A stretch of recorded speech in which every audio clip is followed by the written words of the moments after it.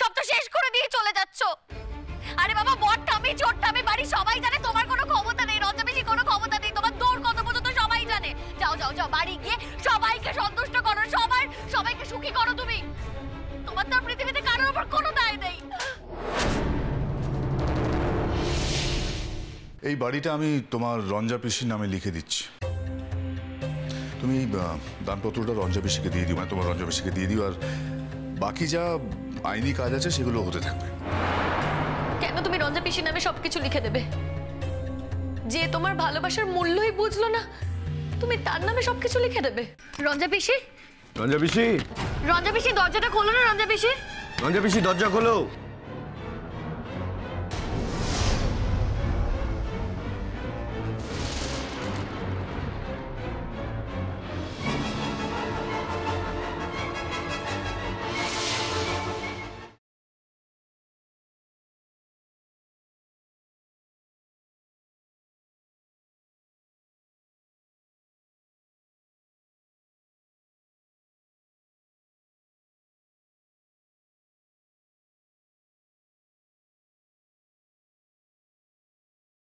Please ডাক্তারবাবু, আমার পিসির যেন কিছু না হয়, আপনি কিছু করুন প্লিজ ডাক্তারবাবু। প্লিজ যে করে হোক মানুষটাকে বাঁচান স্যার। এই মানুষটা বেঁচে থাকার উপর না অনেক কিছু নির্ভর করছে স্যার। বাইরে একটু ছটপট করছে, এই মানুষটা বেঁচে গেলে সেও বেঁচে যায়। আমার মনে হয় ইকবাল স্যার এরপর গ্রামে ফিরে যেতে চাইবে, আর গ্রামে ফিরে গিয়ে রঞ্জা পিসিকে নিয়ে সেখানে সেটেল করতে চাইবে। দেখো ইকবাল মামা গ্রামে গিয়ে রঞ্জা পিসির সাথে সেটেল করবে কি করবে না সেটা আমি জানি না, কিন্তু বিয়েটা ইকবাল মামা গ্রামেই করবে, এই বিষয়ে না আমার কোনো সংশয় নেই, এবং তাই করা উচিত। একদিন ওই গ্রামের লোক ইকবাল মামাকে গ্রাম ছাড়া করায়, তার মাটি ছাড়া করায়, আর আজ ইকবাল মামা নিজের পায়ে দাঁড়িয়েছে, সেই গ্রামে ফিরে এসেছে, রঞ্জা পিসিকে বিয়ে করতে চাইছে। আজ ইকবাল মামার উচিত এই গ্রামের লোকের সামনেই রঞ্জা পিসিকে বিয়ে করা। সেটা যদি ইকবাল মামা না করতে পারে, তাহলে তো ইকবাল মামার এতদিনের অপেক্ষার কোনো মূল্যই থাকবে না, রঞ্জা পিসির অপেক্ষার কোনো মূল্যই থাকবে না। বলছি এই ব্যাপারটা বিয়ে পর্যন্ত গড়াবে তো না? শেষ মুহূর্তে রঞ্জা পিসি আবার ব্যাকআউট করবে না তো? এদের তো আবার অনেক রকম মহান হওয়ার আকাঙ্ক্ষা থাকে না, জীবনের থেকে মহানত্ব তাদের কাছে অনেক বেশি দামি। ভাগ্যিস মেয়েরা মহান হয়, তাই তো বুঝতে পারে দৈনন্দিন জীবনের থেকে মহান হওয়াটা অনেক বেশি সম্মানের। কারণ যার জন্য মহান হয় না, সেও সুযোগে ছোবল মারতে ছাড়ে না। মানুষ ছোবল বসায় অনেক কারণে, কেউ প্রতিহিংসায় আগুনে জ্বলে পুড়ে ছোবল বসায়, আর কেউ অভিমানের পাহাড়টাকে সামলাতে না পেরে ছোবল বসায়। কিন্তু ছোবলের তীক্ষ্ণতা সেটা তো একই থাকে, ছোবলের যন্ত্রণাও একই থাকে, সেটা বদলায় না।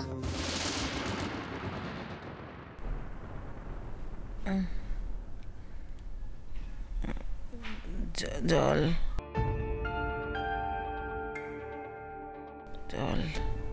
রঞ্জা পিসি, রঞ্জা পিসি, রঞ্জা পিসি কথা বলছি। প্লিজ, রঞ্জা পিসির জন্য এখন এতটা এক্সাইটমেন্ট ভালো না। কিন্তু স্যালাইন চলছে, এখন তো জল দেওয়া যাবে না।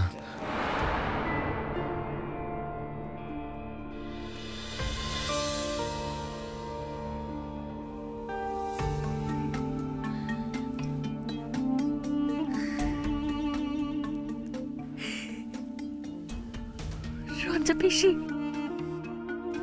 ও রঞ্জা পিসি, কেন এমনটা করেছিলে গো? আমাদেরকে ফাঁকি দিয়ে কেন চলে যেতে চেয়েছিলে? কি অপরাধ ছিল বলো আমাদের? কি অপরাধ ছিল বলো না?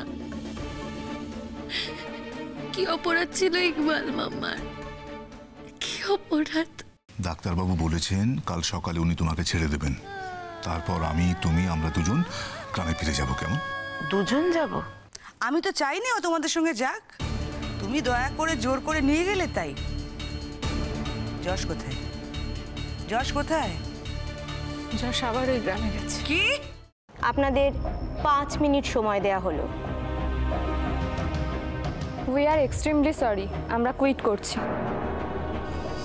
খুঁজে খুঁজে একটা টাস্ক দিয়েছো বটে। আপনার মতোই আমিও বকুলকে সহ্য করতে পারি না। আপনারাও কি কুইট করতে চান? এটা তোমার জন্য এনেছি, আমি এটা পছন্দ করেছি। আর বিভা দিদিও। তুই মেলায় বিভা দিদিকে কোথায় পেলি? বিভা দিদির তো ওখানে দোকান ছিল। বিভা দিদিদের দোকানে একটা সাহেব পুলিশ এসে জিনিসগুলোকে খারাপ বলছিল, কিন্তু মেজদাদা সাহস করে বলেছে যে এই জিনিস আপনাদের বিক্রি করা যাবে না। তুমি আবার সাহেবদের মুখে মুখে কথা বলেছো শরৎ। হয় তুমি তোমার নিজের মেয়েকে গা ছাড়া করবে, আর তা না হলে আমি গায়ের সকলকে নিয়ে গিয়ে তোমাদের ভিটে মাটি ছাড়া করব। যে যতই সাপমন্নি করুক, আমি কাউকে বাঁচাতে পেরেছি। আমি বাঁচিয়েছি মা। মা বিশালাক্ষী আমাকে বাঁচাতে সাহায্য করেছেন। আজ আমার বড় আনন্দের দিন গো মা, বড় আনন্দের দিন। আমি তোদের সাধনার পথে বারবার বাধা হয়ে দাঁড়াচ্ছি, তাও তুই কেন আমাকে বাঁচালি ভাই? মা শুধু শুধু তোমার প্রাণ নিয়ে নেবে কেন? মন শান্ত করো।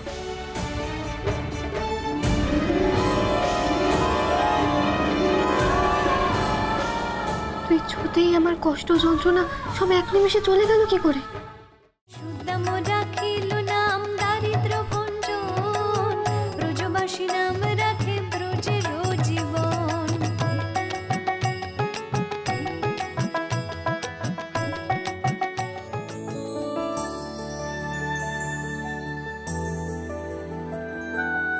যে মানুষটা দিন নেই রাত নেই সারাক্ষণ খালি কারবারের কথা ভাবছেন, আর সেই মানুষটাকে কিনা এমন ভাবে অপমানিত হতে হলো, আর আমাকে চুপচাপ দাঁড়িয়ে সবকিছু শুনতে হলো। এরপরেও সত্যি আমি আর বেঁচে থাকতে চাইনি।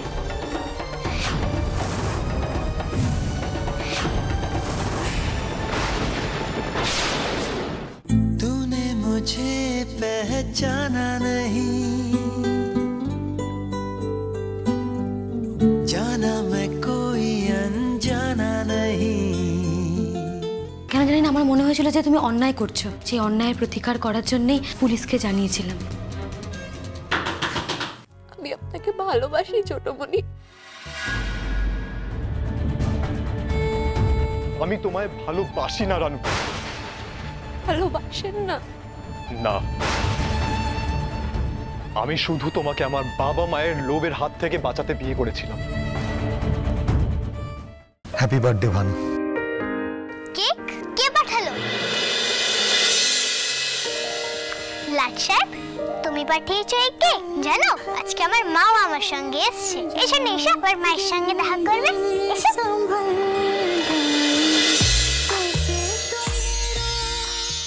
আমার মাথা ঠিক নেই, হৃদের দেখাই পাচ্ছি না। আরে পাবে পাবে, আমি তো তোমাকে সেটাই বলতে যাচ্ছিলাম। কি? আরে আজকে রীতিতার রিহার্সাল আছে, তুমি ওখানে তাড়াতাড়ি পৌঁছে যাও। ঠিক আছে। যে মানুষটা দিন নেই রাত নেই সারাক্ষণ খালি কারবারের কথা ভাবছেন, আর সেই মানুষটাকে কিনা এমন ভাবে অপমানিত হতে হলো, আর আমাকে চুপচাপ দাঁড়িয়ে সবকিছু শুনতে হলো। এরপরেও সত্যি আমি আর বেঁচে থাকতে চাইনি।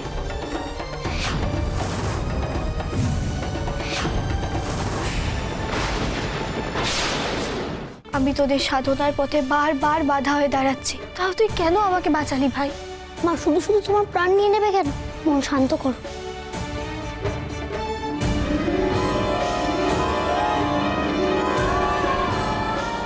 তুই ছুতেই আমার কষ্ট যন্ত্রণা সব এক নিমেষে চলে গেল কি করে? হয় তুমি তোমার নিজের মেয়েকে গা ছাড়া করবে, আর তা না হলে আমি গায়ের সকলকে নিয়ে গিয়ে তোমাদের ভিটে মাটি ছাড়া করব।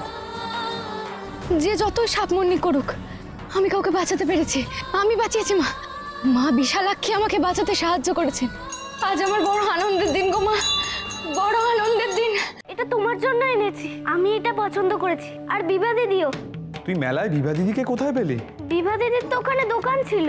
বিভা দিদিদের দোকানে একটা সাহেব পুলিশ এসে জিনিসগুলোকে খারাপ বলছিল, কিন্তু মেজদাদা সাহস করে বলেছে যে এই জিনিস আপনাদের বিক্রি করা যাবে না। তুমি আবার সাহেবদের মুখে মুখে কথা বলেছো শরৎ।